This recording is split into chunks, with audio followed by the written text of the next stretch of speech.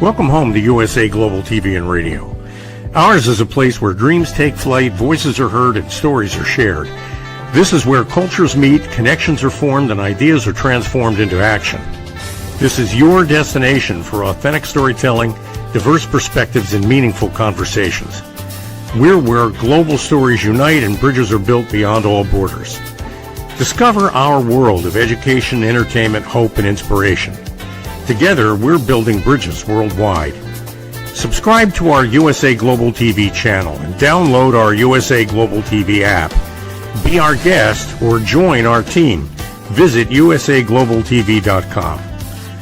With heartfelt thanks to our executive producer, Dr. Jacqueline Kerbeck, music scored by Yifei Tang from Cloud Road Music, creative direction by Paul Garcia, and I'm Al Cini, and I'm very proud to be part of the USA Global TV and Radio family.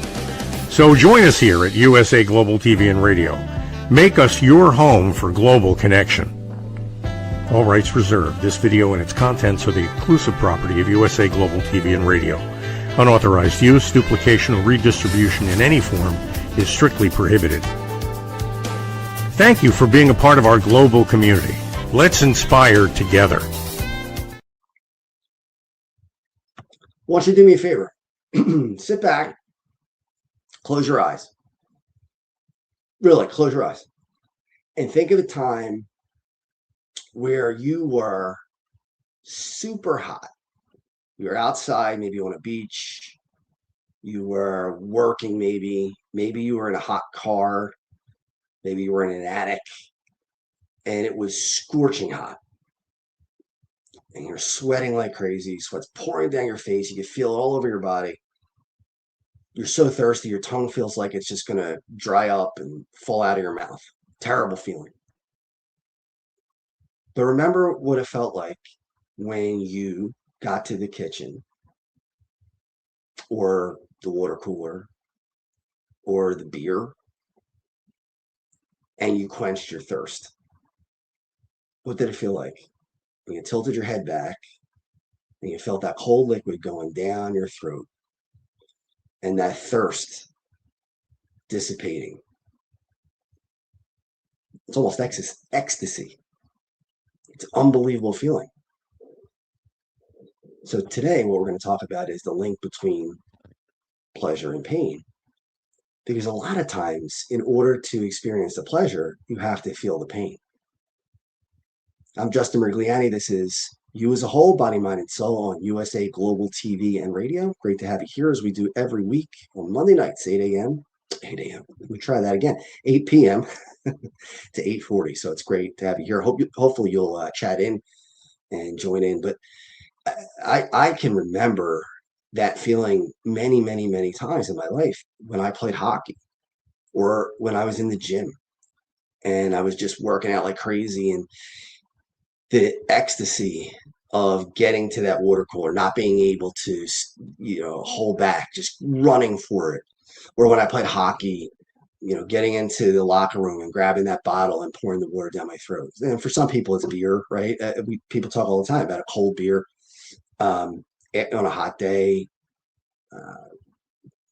I remember a friend of mine used to clean pools, and he loved beer, and he would clean the pools all day. And then at the end of the day, after he was soaking wet from heat and tired and thirsty, that's when he would crack open a beer. And he said it was every day that was the best beer he ever had, because it was right after he had gone through the pain of being thirsty and being hot. And I think that's a lot of things. Another one that I remember is the best sleep I ever had, the sleep that's most restful and the sleep that makes me most re-energized, is the sleep that I have when I fell asleep because I was exhausted. Where one time in I guess this was 2007, I went through a spell of insomnia where I literally could not sleep. And I didn't sleep for 4 consecutive nights. Now, maybe I would doze off for 20 minutes. I don't remember. But by and large, I did not sleep for 4 days, which was I can't even tell you how disorienting that is. And I worked those days. And I remember the pain of it. It was very painful. It was painful physically, but also mentally, emotionally. It started to go in and out as far as not hallucinations, but not being able to concentrate, not being able to distinguish what was real, what was not, what was a dream or what was a daydream. The worst part was driving at that time when I was training, computer training, corporate training. There really wasn't an opportunity to train remotely. So I had to drive from South Jersey to North Jersey. And I hit the rumble strips. I cannot count how many times I hit the rumble strips because I was literally falling asleep at the wheel. I could not keep my eyes open. And I didn't have the time or the luxury to say, well, you know what, I'll just pull over and take a little nap and then I'll drive. I had to be there at a certain time. And when you're the instructor for the class, it's not like you could jump in a little bit late. That class only starts if you're there. And that was painful. But I will say this, when I got to the weekend and I had time to kind of unwind a little bit and the insomnia was kind of dissipating, the sleep was unbelievable because it was an incredible release. It was an incredible um, reversal of what I was going through. I don't know if I've ever slept like that before or since. I really question people when they say things like, I love pain. That's kind of like a tough guy thing that people say, I love pain. Well, if people really love pain, they would hurt themselves. They would put their hand on a hot stove and leave it there, right? Because if you like it, why wouldn't you keep doing it? So I don't buy that whole thing about liking pain. Now, I do think that some people can tolerate more pain than others, and that's fine. But and I can tolerate a decent amount of pain. I was a hockey player, and just today I had a medical procedure that was really, really painful, and I'm in pain now. My neck is killing me. My head is hurting, but it's I shouldn't say killing me, but it hurts. Um, but if you ask me, would I be happy to go through this? No. I mean, why would I enjoy that? I don't like it. But tolerance is different than enjoying. Now, as I said, I don't like the pain, but it does feel good when I put some cold ice packs on it and take some Tylenol and that pain goes away and or at least dulls and it's not to the point where I'm really struggling to sit or struggling to lay down. It's much better and it feels good because I was in pain and now I'm in less pain. Another one that I can remember really distinctly was I had, and anybody who's watched the show before knows, I'm an ostomy patient. I have an ileostomy. And this is probably about maybe 10 years ago. I don't know. I don't know. It was several years ago.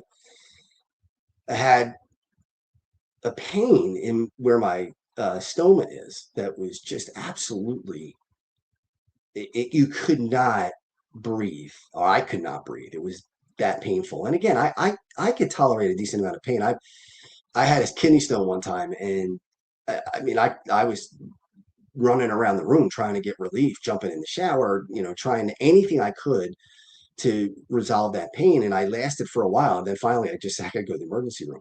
But this one was different. This one was really, really hard. I couldn't really fight through it. So, and I knew there was something wrong. So I went to the hospital and morphine didn't work. I was laying on the bed in the emergency room and I'm thinking to myself, are they going to have to do surgery? I mean, this seems like it's not going to resolve. And I couldn't sleep. I couldn't turn over. I was just, every position I was in, just my body was screaming. My stomach was just absolutely killing me. And this went on for hours. And I was worried. What's going to happen? Is this something that can be fixed? Is it something that can't? Am I going to need more surgery? And then all of a sudden, I don't know why it took so long, but the surgeon came in And he said, do me a favor. He said, I want you to lay on that table flat. Don't tense your stomach at all. Just stay nice and loose. I said, okay. He put his fingers somewhere on my stoma and he just jammed his hands real hard into the stoma and pain turned off.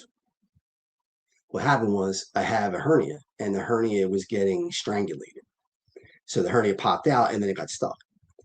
So he knew, obviously, that if he could push that back in, it was going to immediately resolve the pain. And when I tell you, it went from I can't stand this scoring thing. Is it a 2? Is it a 5? Is it a 10?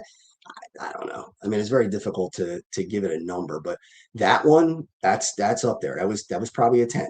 That one got me in the hospital. To me, it's not a 10 until I'm in the hospital. If I'm in the hospital, then there's a good chance it's a 10, at least a 9. But so I went from excruciating pain to virtually, actually, I shouldn't even say virtually. It was no pain. It went from, oh my God, somebody kill me, to wow. And I said, how in the world did you do that? And he said, well, I'm a surgeon.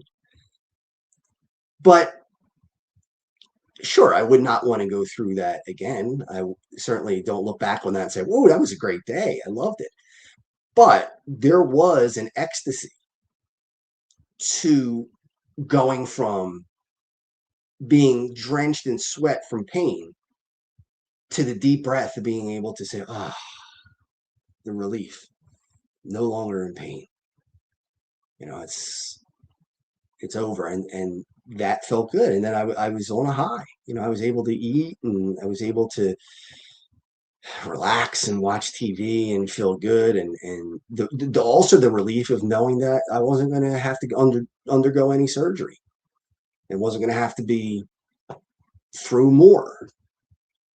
You know, that was also a great feeling.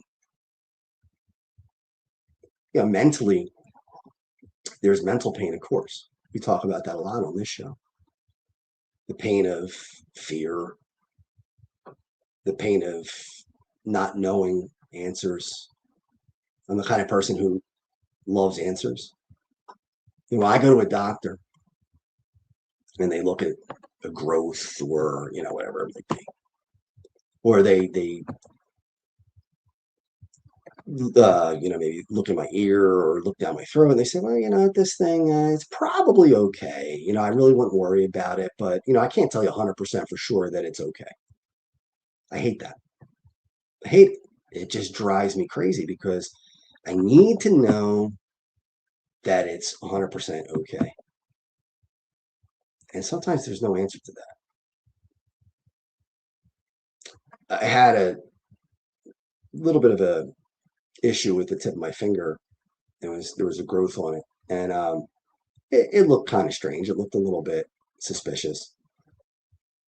So I took a picture of it, and because we have AI now, I was able to put it up in the chat GPT. And I said, you know, take a look at this. I know you're not a doctor, and I would never, ever, ever tell you to replace a doctor with artificial intelligence. That would be a terrible idea. But I wanted to get some sort of idea of what I was looking at. And artificial intelligence, chat GPT, said, it looks like a blood blister. And I wrote, well, how could it be a blood blister? I don't remember having any trauma. I don't remember pinching it. I don't remember hurting it in any way, shape, or form. And it said, well, most of the time when you get a blood blister, you don't know what you did. It just happens and you find it when you look at it. And of course, me being me, I typed in things like, well, how do I know it's not melanoma? And chat GPT said, well, tell me some of your symptoms. And I said, well, you know, I don't really have symptoms. It's just there. You know, it's not painful. It's not itchy. It's not anything. It's just, I look at it, I see it.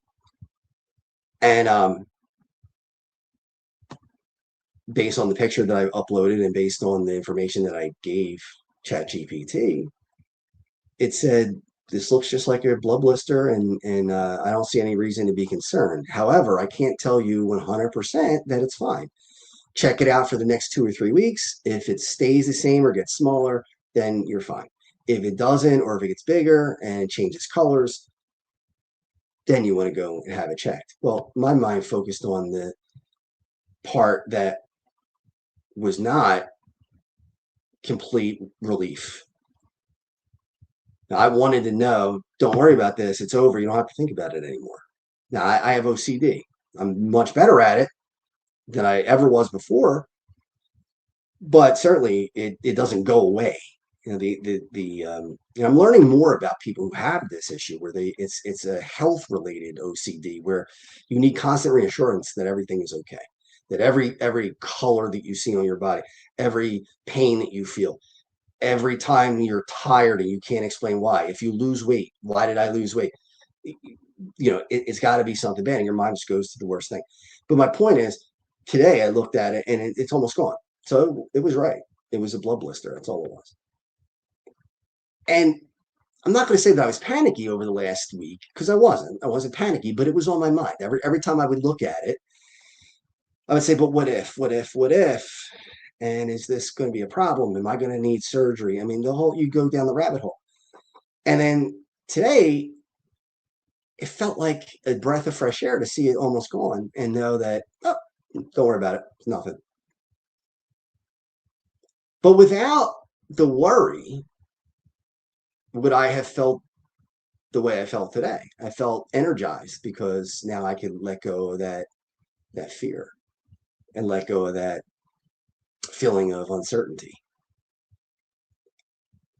Now, again, I'm not saying that I like pain. I'm not saying that, boy, I hope I get another growth somewhere and gee, it would be great to redo this all over again. No, I'm not saying that at all. Or I'm not saying that I really hope that my hernia pops out and gets strangulated again so I can get that relief later. No, I'm not saying that. What I am saying is that if you have to take the pain, which you do, you don't have a choice, right? Then it's nice to know that there could be an upside to that. I don't know if you could experience ecstasy without experiencing, I don't want to say devastation, but certainly pain. You know, I'm almost through a divorce. I've had breakups with girlfriends, relationships. I've had disappointments recently with dating where women seem interested and we have a good date, have a great time, and they thank you or thank me and say, thank you for a great night and it'd be great to see you again. And then all of a sudden it ends. They ghost you. Or a couple of them said, and I really appreciate this actually, they said, look, I don't think this is going to work. I'm too far the distance. And I don't know if that's the truth or not, but I'll take it for what it's worth. That, it's just the distance is too much or this and that. And, but no matter what, it's not an ego. It's not a shot to the ego. It's more, oh, I got to start this all over again. And that, it's not easy. It's frustrating. But what that'll mean down the road is when the time is right and things work out with someone else, that will be amazing because I've gone through all the things that were tough, all the things that were disappointing. It makes the great thing, whatever that may be, in this case, a relationship, that much greater because you went through so much disappointment and so much. It's not pain. The divorce is pain. That's pain. Losing dates that you just met, that's not painful. It's just frustrating. But again, it's going to lead to something else down the road, and it's going to feel great. Last year at this time, my business wasn't doing well, and now there are several opportunities to turn it around. Not there yet. Not saying that everything's 100% comfortable now, but can I see that happening in the next couple months? Yes, I can. Companies, Friday night, I had an audition to train for a company, and it went really well. All they wanted was 15 minutes to see what I could do as a trainer, and went well.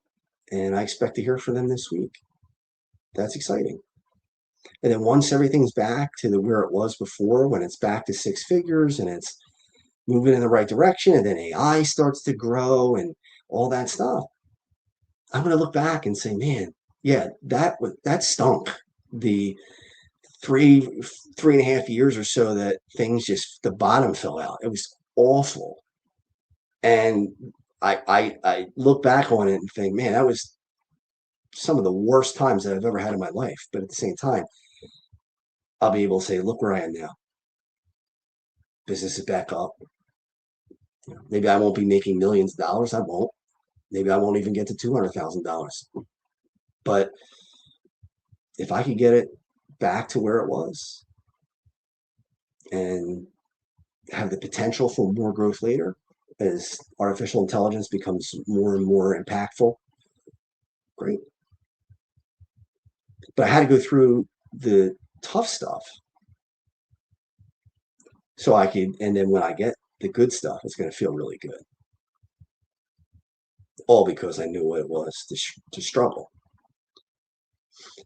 And again, I keep saying this, but it's important. I'm not telling you that I would choose to go through that again. No, I'm not happy that I went through it. I don't look back at it and say, well, what a gift that was. People ask me that about myostomy. They say, isn't it a gift that you get to be an ostomy and you get to inspire people to go past things like an ostomy or other ailments or mental illness? Isn't it great? Isn't it a gift? No, I wouldn't say it's a gift. In all honesty, I don't look at it that way. I don't say, man, if I had a choice, would I be an ostomy? Would I have gone through 12 years of ulcerative colitis? Not all your life. Would I choose to have grown up with mental illness, with depression, anxiety, and OCD? No, I would not choose that. I didn't get a choice at all. These things were in the cards for me, and that's it. It wasn't a choice. It wasn't a decision. It wasn't bad luck. It was just the way it was supposed to be. But when you recover from those things and life is better again, you get to appreciate it more. It's sweeter because you knew how sour it was before. That makes a difference. Like I said, I don't have a choice, right? I have a choice how I am now, how I react to it. I don't have a choice about it happening. I can't change any of it. I couldn't, even when I was sick, I couldn't snap my fingers and say, hey, I'm going to just get rid of it. I'm not going to be sick anymore. It doesn't work that way. So the pain that we feel, it's not a gift. It's not something to celebrate. It's not something that's going to make you happy, for sure. But it's going to make the good times and the sweet things that much sweeter. And that's what you really want. When we come back, we're going to talk a little bit about more pain and the link that is between pleasure and pain. So if you want to chat in, please do. Got some chats already. So when we come back, I'll take a look at these. All right, everyone, enjoy this commercial. This is a very, very important commercial, one that really is near and dear to all of us. USA Global TV and Radio proudly presents Tracy Cram-Perkins, a dementia caregiving survivor teaching how to balance care with peace of mind. #1 resource for dementia caregivers. It's the book Dementia Home Care: How to Prepare Before, During, and After. Over 17,000 copies sold of this must-have guide. And now a testimonial from Tracy Smith. If I was to describe this book to someone who is going through a similar situation, I would underscore how important it is to have some sort of a tool or a guidebook to help you through certain stages. And there's so many, it's such an unknown topic to the average person. And to have this as a reference is essential. It's going to help you get through it personally, as well as help your loved one manage. To learn more, go to tracycramperkins.com. Tracy Cram Perkins is an award-winning author. She's also the host of Dementia Home Care television show. Watch it here on USA Global TV and Radio. Dementia has hit every single family. I shouldn't say every single family. Maybe that's going overboard, but it hits millions upon millions upon millions of families. And Tracy does a great job with that book. If you're in a position where you need to help somebody who has dementia, or you know somebody who is a family member, a friend of somebody who has dementia, that is definitely a book that you want to get. And is a guide to get you through really tough stuff. All right, so pleasure and pain. Joey Bertolotti, my buddy from college. It's been a few years. So ever have a gout flare up? Holy crap, that hurts. I haven't had gout. Don't want it. Not looking forward to ever having it. But Joey, obviously you have gone through it, and Joey's a tough guy. He's one of those people, doesn't like pain, but when it comes, he's a warrior. So thanks, Joe, for checking in. I appreciate it. And Rob Thomas, my buddy with the weather. We do some weather forecasting together. It's a lot of fun. He's really, really knowledgeable. So it seems like you worry a lot. Yeah, Rob, I do. I will say this, much better than I was for most of my life. Much better. Got to know what we can control and what we can't. And that's what I'm working on. That's what I'm working on, is trying to decide that there's some things that are just out of my control and some things that are within my control. So I want to thank you both for joining in tonight. Hope other people will decide to do so. It's always good to have people as part of the show. I enjoy it. I remember, and this is going back 40 years ago, baseball players, when they would get hurt. I was a big baseball fan growing up. I was a sports fan in general, but baseball, hockey, and football were my favorites. And so in the wintertime, it was all hockey, and then in the summertime, it was all baseball. And I remember, I can't remember what team it was. It was the New York Mets. They were playing. I can't remember who they were playing, but I do remember the Mets, and I remember the player, Mookie Wilson. Mookie Wilson was not a Hall of Famer, but he was a decent player for the Mets, better than average. And he got hit with a pitch, I remember. I don't remember where. I think it might have been the leg. And he went down like he was shot. I mean, he looked like he was dying in pain. And the trainers rushed out, and they came over, and he's rubbing it. He's trying to walk it off. You could see his face. He's in agony. And the trainers pull out this spray, and I didn't know what it was at the time, but it was called Freeze. And they would spray that injured area with this really cold, I don't know what CO2, what, I don't know what it was exactly, but they would spray it, and it would make that area very cold. And then the pain would seemingly disappear. Well, it was an illusion. What that freeze did was made it hurt worse. When that freeze wore off, it went back to the pain that he had originally, which now felt much better, like it was a relief. So now when he's standing on the bases, running through first, second, third, and trying to run the bases, it feels like it's getting better. How you feeling, Mookie? Well, it's better. It feels better. It was terrible just a few minutes ago, but now seems to be maybe the spray worked. Well, the spray did work. It tricked his brain into thinking that it did something other than make it worse, so that when it gets back to as bad, it's not going to feel as bad. That's kind of like the placebo effect, right? You give somebody a sugar pill and tell them this is the greatest medication for headaches, and you'll never, it's going to go away within 5 minutes, and it does. Well, it's a sugar pill. So these are just things that our minds do. These are things that, the link again between pleasure and pain. When I have been in the gym in a while because of the car accident, but when I was working out hard, the hardest workouts were probably the ones where I would run up and down stairs with a weighted vest or full hockey equipment and run up and down. They said there were 9 stairs I would run in. At my best, this is 2 years ago, I had the hockey equipment on, except for skates, obviously, all the other stuff. And I would run up the 9 stairs and down. That would be 1 rep. And I got 70 reps. And my body was already screaming at like 40. But I kept thinking of it in increments of 10. You're at 40, just do 10 more, you'll hit 50. And then you could stop. And then when I got to 50, I'm like, you got 10 more in you. I did 60. And then I said, come on, you could just push one more 10, one more set of 10. And I always remember getting to the bottom of the steps on the last one and the relief that I felt. Dropping to the floor and just laying there for a few minutes, maybe a minute or two.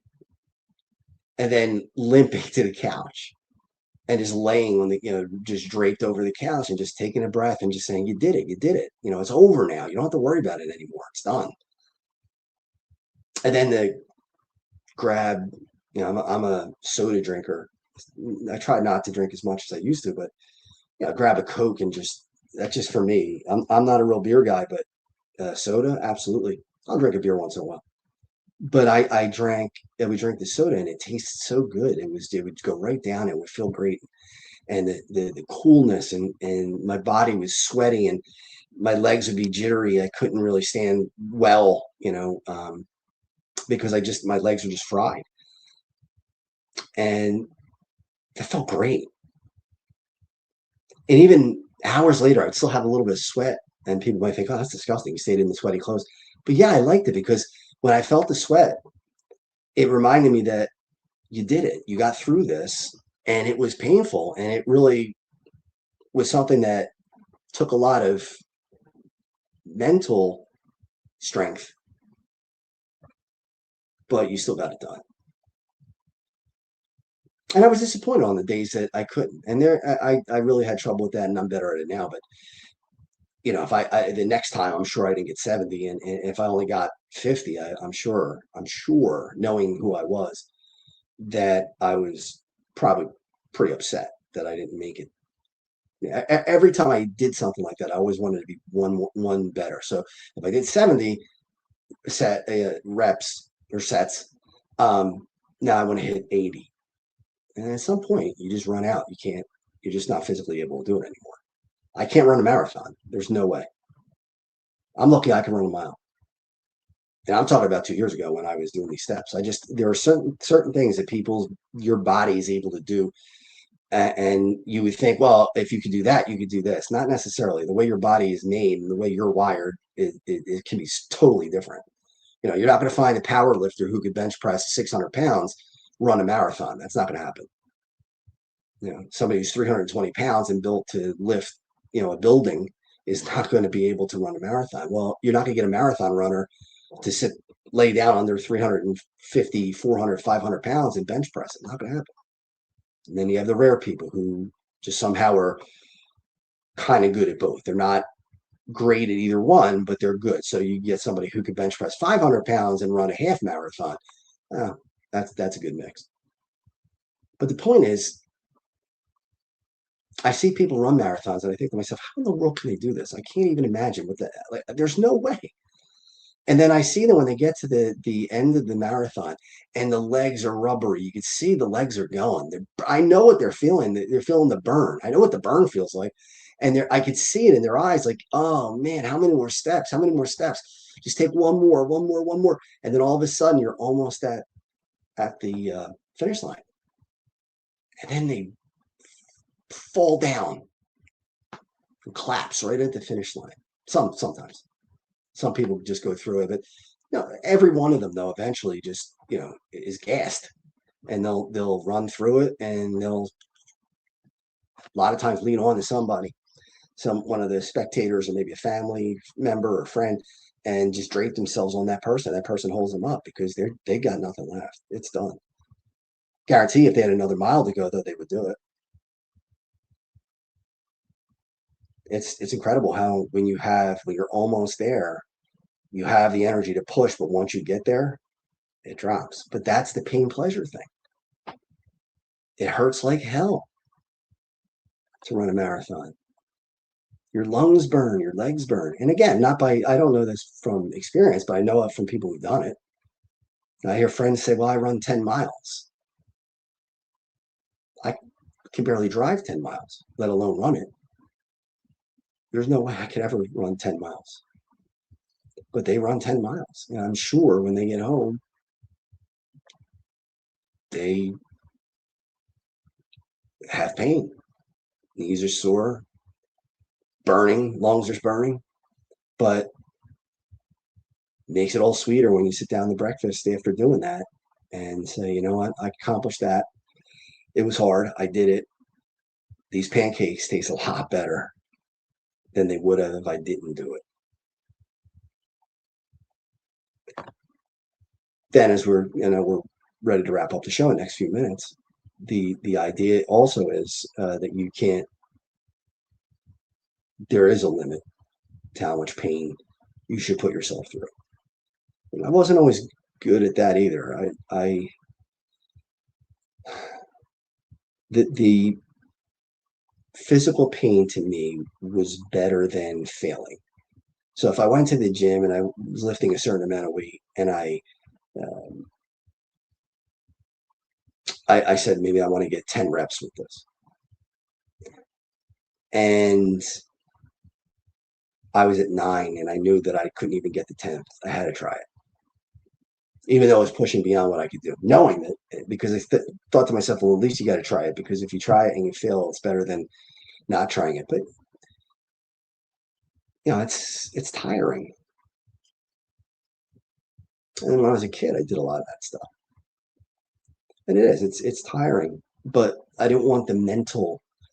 And when I'm talking about pain, I'm not talking about pain that lasts for long periods of time. I mean, everybody who's an athlete has pain. No pain, no gain. It's just you have to be smart about how much pain you put yourself through. What's worth it? So this is a topic that I've thought about for a long time. And obviously, I remember that story about Mookie Wilson from 41, 42 years ago. But it's amazing to me how great, even my surgery. I think about when I get out of surgery, I would never have chosen to do that. Never, never, never. And I would never choose it now. But I remember being and I got video of it, of being in my room after I got out of surgery. And I think on the recording, I remember her saying this. My mother said, "Just, you're done. You're done. It's all over. You're done." And I was thinking to myself, yeah, it's over. And there was an ecstasy in the release, in the relief of knowing that something that had been hanging over my head, something that had been fingers around my throat, were gone. Now, I, of course, had other issues to deal with. It wasn't like, it was a one and done type of thing. There was a lot that had to change. But the point is, I never would have felt that ecstasy, that feeling of relief, had I not had that surgery and gone through the mental anguish. To me, the biggest pain is mental. Physical pain goes away. Mental pain, you relive a lot. That's why people have issues as they get older, that they remember things from their childhood. They remember things that they had to struggle through. And a lot of people will tell you, even if they beat an illness, that the emotional scars stay. And remember, I've said this many times, and it's true. If you're waiting for scars to heal, you're going to be waiting forever, because scars don't heal. Scars are the healing. When you get cut, that's a wound. When that wound heals, you wind up with a scar. So when people say, well, I got to wait for the scars to heal, you're never going to stop waiting. You're going to wait forever, because they're not. I guess the key, is to live with the scars. And that's the pain of illness. None of us get away with a life with no pain. I've heard people say you experience death once. No, you don't. You experience death many, many, many times. The loss of grandparents, the loss of parents, the loss of friends, cousins, aunts, uncles, and then your death. And if it's sudden, that's one thing. But if you know it's coming, you're going to mourn your own death. But maybe it makes it sweeter. Then you get share that pain with other people. It's not, again, not something that I would choose. Then maybe the solace is that as much as that's going to hurt and much as it does hurt, it also allows you to enjoy what you have with the people who are still here. Thank you very much for being here tonight. You as a whole, body, mind, and soul. I want to thank you for your comments, Joe and Rob. I really appreciate that. And hopefully you'll all visit us for other shows. This is such a great network, USA Global TV and Radio. Dr. Jacqueline has done an amazing job with this incredible platform. So join us for so many different shows. Join me every Monday night, 8 p.m., not a.m., p.m. And I'm looking forward to seeing you right back here next week. Thanks, everybody. Thank you, viewers and listeners of USA Global TV and Radio, for joining us today. We're honoured to have your time and attention as part of our global community. At USA Global TV and Radio, we believe in the power of authentic conversations, meaningful connections, and creating a world of possibilities together. Want to be part of something bigger? Join our team of elevated listeners at usaglobaltv.com, a space where your voice matters and your ability to listen transforms relationships. Stay connected with us across all our platforms for thought-provoking discussions, expert insights, and empowering stories. Subscribe to our channels at youtube.com/c/USAGlobalTV. Follow us on social media and explore the endless opportunities we're creating for growth, learning, and inspiration. Together, we're not just broadcasting, we're building bridges and changing lives one conversation at a time. For inquiries, contact us at info@usaglobaltv.com. Music by Johnny Dyes. Produced by Executive Producer and Director Dr. Jacqueline Kerbeck. Voiceover by Mike Porter. Creative Direction by Paul Garcia. All rights reserved. Copyright 2025. Visit usaglobaltv.com to view our full terms and conditions. Every great story begins with a vision. At USA Global TV and Radio for years, we've been providing world-class education, entertainment, inspiration, imagination, connections, and hope. Most people don't stay to watch the outro or the credits, but it's the people behind every success, behind every breakthrough, and behind every unforgettable story who matter. The TV show hosts, our guests, our sponsors, our publicists, our production team, our distribution team, our search engine optimization team, and so many more. You're the ones who make the difference. Every great story belongs to the people who bring it to life. Our future looks bright at USA Global TV and Radio, and that's because of you, our loyal fan base all around the world in more than 60 countries. Together, we're making a difference because you matter. USA Global TV and Radio, live streaming to over 60 countries. Voiceover, Dr. Jacqueline Kerbeck. Video production and direction, Paul Garcia. Subscribe to our channel, USA Global TV and Radio on YouTube. What if many of the problems we associate with aging are not random? What if there are identifiable causes behind declining energy, chronic disease, and memory problems? We have been told that aging is simply something we must accept, that slowing down is normal, that growing older means growing weaker. But what if that's only part of the story? Why do some people remain active and engaged well into their later years?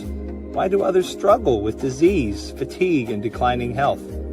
What is happening beneath the surface? What processes drive aging? In Aging Sucks, researcher, educator, and author Red O'Loughlin explores what researchers have discovered about why we grow older. No medical degree required, no confusing jargon, just clear explanations of what researchers have discovered about the processes that influence aging. You cannot stop aging, but understanding its causes may help you make better decisions about your health, your future, and your quality of life. Because understanding comes before action. Action creates hope. Aging sucks. End the guesswork. There is hope.